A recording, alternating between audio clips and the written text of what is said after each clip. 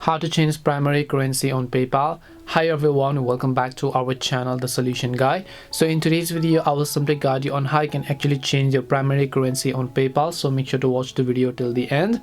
In order to change your primary currency on PayPal, all you have to do is first of all just open up your browser, go to paypal.com and then sign into your account.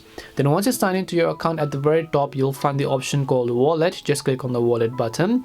Now the interface in yours and mine could be different because I'm not linked a card, but if you have linked, then when you go to the wallet tab, you'll find the more icon beside the currency that you want to convert. So just click on the convert currency button. Then as you do that, you have to simply select your currency and then enter the amount that you want to convert.